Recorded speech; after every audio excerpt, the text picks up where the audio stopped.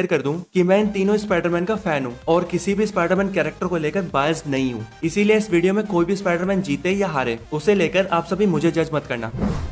तो best Spiderman को जानने के लिए हम तीन अलग अलग फैक्टर्स को एनालाइज करेंगे, जिसके बाद जाकर ही हम ये जान पाएंगे कि इन तीनों में से बेस्ट स्पाइडरमैन कौन है। Round 1, the best suit. शुरुआत करते हैं टोबी मैगवायर के पीटर पार्कर से, जिसने अपने लिए सबसे पहले स्पाइडर रेसलिंग सूट बनाया था ताकि वो रेसलिंग मैच जीत सके और उसे कुछ पैसे मिल सके जिससे वो अपने लिए कार खरीद सके। वो सूट स्पाइडरमैन के ओरिजिनल सूट से बहुत डिफरेंट था, लेकिन उसी सूट ने पीटर पार्कर को सूट रीडिजाइन करने का आइडिया दिया, जिसके बाद हमने पीटर पार्कर को Spiderman red and blue classic suit पहने हुए देखा। ये सूट कमाल का था, लेकिन इस सूट में जो चीज मिसिंग थी वो थे स्पाइडरमैन के वेब शूटर्स। सोनी ने कभी भी इस बात को क्लियर नहीं किया कि आखिरकार टोबी मैगवायर के स्पाइडरमैन ने मूवी में बिना वेब शूटर्स के वेब शूट कैसे किया। ये स्पाइडरमैन की पहली लाइव एक्शन मूवी थी, इसीलिए हो सकता है कि यहाँ सोनी स्टूडियो से एक बड़ी गलती हो गई हो। इसके बाद 2004 के स्पाइडरमैन 2 में ये सूट थोड़ा चेंज हुआ और मूवी के डायरेक्टर सैम रेमी ने स्पाइडरमैन के सूट के रेड कलर को एनहेंस कर दिया और ब्लू कलर को और डार्क कर दिया, जिसके बाद हमें स्पाइडरमैन का मोस्ट आइकॉनिक सूट दिखा। पर इसके बाद तो कमाल ही हो गया जब हमने स्पाइडरमैन को उसकी थर्ड फिल्म में ब्लैक सूट में देखा, जिस ब्लैक सूट को सिम्बियोट सूट भी कहा जाता है। इस सूट की एक खास बात ये भी थी कि इस सूट को पहनने के बाद स्पाइडरमैन को सिम्बियोटिक पावर्स भी मिलती थी। ये सूट अब तक के सूट्स में सबसे औसम था, पर इसके बाद जो सूट एंड्रयू गारफील्ड ने द अमेजिंग स्पाइडरमैन में पहना, उस सूट को कुछ बड़े बदलाव के साथ फिर से रिबूट कर दिया गया। इसका डिजाइन काफी नया था, लेकिन बहुत से फैंस को इस नए सूट का लुक पसंद नहीं आया, जिसके चलते सोनी ने अपनी गलती को समझा और द अमेजिंग स्पाइडरमैन 2 में स्पाइडरमैन के सूट को वैसा ही डिजाइन दिया जैसा कॉमिक्स के अंदर है। अब बात करें टॉम हॉलैंड के पहले स्पाइडर सूट की, तो उसका डिजाइन काफी ऑकवर्ड और फनी था, लेकिन चीजें पूरी तरह तब बदल गई जब उसे टोनी स्टार्क के द्वारा बनाया गया स्पाइडरमैन सूट मिला। इस सूट को फैंस ने काफी पसंद किया, खास करके इस सूट की आईज को। ये छोटी सी डिटेल बहुत ज्यादा मैटर करती है, क्योंकि स्पाइडी इसी की वजह से बिना अपने मास्क को उतारे अपनी सारी इमोशंस को एक्सप्रेस कर पाता है। वैसे स्पाइडरमैन को लेकर ये एक बड़ी प्रॉब्लम थी, जिस पर सोनी ने तो कभी ध्यान नहीं दिया, पर एमसीयू ने इसे समझा और इस डिटेल को ऐड किया। पर अब जब एमसीयू स्पाइडरमैन के सूट्स की बात चल रही हो, तो हम स्पाइडरमैन के आयरन स्पाइडर सूट को कैसे भूल सकते हैं। इस सूट में मेटालिक लिम्स थी और इसे रेड, ब्लू और गोल्ड कलर के कमाल के कॉम्बिनेशन के साथ डिजाइन किया गया था। इनके अलावा टॉम हॉलैंड ने फार फ्रॉम होम में कुछ नए स्पाइडरमैन सूट्स को भी पहना था, जो थे ब्लैक कलर में स्टील सूट और एक रेड एंड ब्लैक सूट जिसे पीटर ने खुद डेवलप किया था। एमसीयू के स्पाइडरमैन के पास जितने भी सूट्स हैं वो सभी एडवांस टेक्नोलॉजी से बने थे, चाहे बात हो सूट में विंग्स की या फिर आर्टिफिशियल स्कैनर्स की। और इन्हीं सभी फैक्टर्स की वजह से टॉम हॉलैंड के स्पाइडरमैन का सूट टोबी मैगवायर और एंड्रयू गारफील्ड के स्पाइडरमैन सूट से बेटर है। और मैं ऐसा इसीलिए कह रहा हूँ क्योंकि टॉम हॉलैंड के स्पाइडरमैन के जितने भी सूट्स बने हैं वो सभी स्टार्क टेक्नोलॉजी से बने हैं, और इसके हर एक सूट में खुद का एआई है जो कि इसे पहनने वाले को पूरा असिस्टेंस देता है। इसीलिए बात हो टेक्नोलॉजी की, तो टॉम हॉलैंड का स्पाइडरमैन सूट टोबी मैगवायर और एंड्रयू गारफील्ड के स्पाइडरमैन सूट से बेटर है। Round 2, the best Peter Parker. तो चलिए अब बात करते हैं बेस्ट पीटर पार्कर की। पीटर पार्कर को कॉमिक्स के अंदर हमेशा से एक mid town high school boy describe किया गया है, जो कि हमेशा अपनी खुद की प्रॉब्लम से घिरा रहता है। इसीलिए इस राउंड में बेस्ट पीटर पार्कर को जानने के लिए हम तीनों ही एक्टर्स के पीटर पार्कर रोल को कंपेयर करेंगे। तो जब पहली स्पाइडरमैन मूवी आई थी, तब बहुत से लोगों का ये कहना था कि एक 30 साल के एक्टर का एक यंग टीनेजर का रोल करना काफी वियर्ड होगा, लेकिन टोबी मैगवायर ने इस बात को गलत साबित किया और हम फैंस को वो पीटर पार्कर दिया जिसे हम देखना चाहते थे।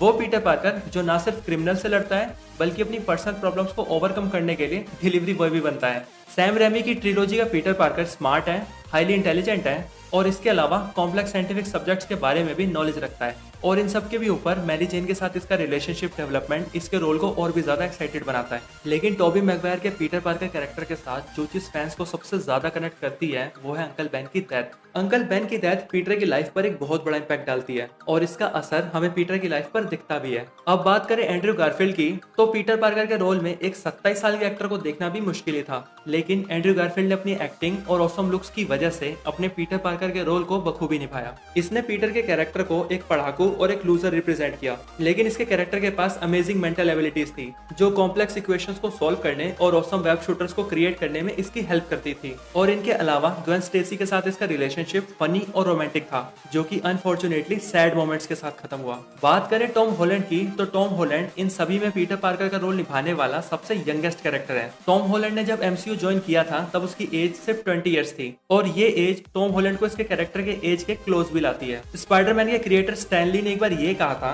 कि जब उन्होंने स्पाइडरमैन के कैरेक्टर को लिखा था तब उन्होंने स्पाइडरमैन के कैरेक्टर को जैसा इमेजिन किया था टॉम हॉलैंड ठीक वैसा ही है। ये पीटर पार्कर एक रियल टीनेजर है जो अपनी पर्सनल और रिलेशनशिप प्रॉब्लम से घिरा रहता है। टॉम हॉलैंड के कैरेक्टर के पास अमेजिंग मेंटल एबिलिटीज हैं, जैसे इसने अपने स्पाइडर वेब को खुद डेवलप किया था और अपने सूट्स के सिक्योरिटी सिस्टम को भी अकेले हैक कर लिया था। लेकिन टॉम हॉलैंड के पीटर पार्कर के साथ जो सबसे बड़ी कमी थी वो थी अंकल बेन का ना होना, क्योंकि अगर अंकल बेन नहीं होंगे तो अंकल बेन की डेथ भी नहीं होगी और अगर अंकल बेन की डेथ नहीं होगी तो जो इफेक्ट्स हमें पीटर की लाइफ पर दिखता वो भी नहीं दिखेगा। लेकिन इस चीज को फुलफिल करने के लिए एमसीयू ने टॉम हॉलैंड के पीटर पार्कर का बॉन्ड आयरन मैन के साथ स्ट्रॉन्ग दिखाया है और हम फैंस को भी इस चीज का एहसास इसीलिए होता है क्योंकि हम आयरन मैन को एमसीयू की शुरुआती मूवीज से देखते आ रहे हैं और जब एवेंजर्स एंड गेम में आयरन मैन की डेथ हुई तो उसका एक बहुत बड़ा इफेक्ट स्पाइडरमैन पर भी पड़ा और उसका इफेक्ट स्पाइडरमैन की नेक्स्ट मूवी में पीटर की लाइफ पर हमें दिखता भी है। तो अगर हम जिस कैरेक्टर को पीटर पार्कर के कैरेक्टर के साथ सबसे ज्यादा रिलेट कर पाते हैं वो है टोबी मैगवायर और टॉम हॉलैंड का पीटर पार्कर।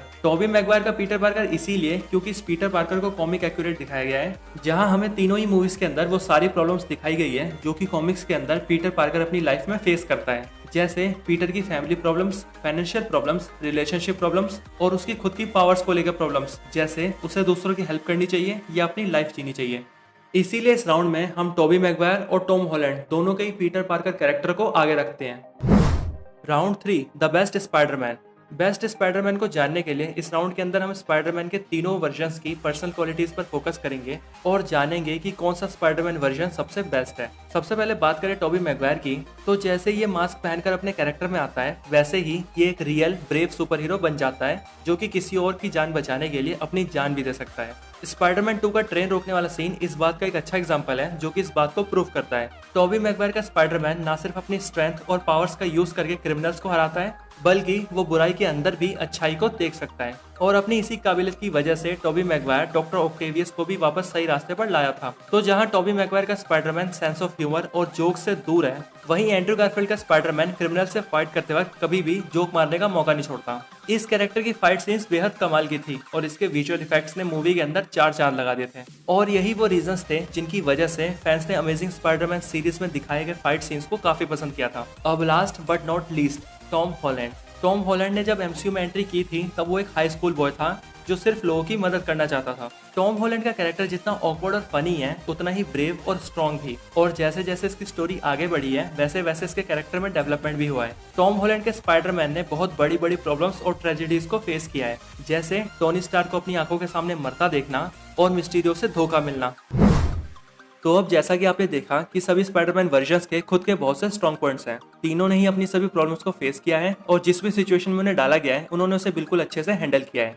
तो अब हम फाइनल कंक्लूजन पर आए कि तीनों ही स्पाइडरमैन में से कौन सा स्पाइडरमैन बेस्ट है, तो इसका जवाब क्लियरली टॉम हॉलैंड का स्पाइडरमैन है। और ऐसा मैं इसीलिए कह रहा हूँ क्योंकि टॉम हॉलैंड का स्पाइडरमैन तीनों ही राउंड्स में सबसे आगे रहा है, चाहे बात हो बेस्ट सूट की, बेस्ट पीटर पार्कर की या फिर बेस्ट स्पाइडरमैन की।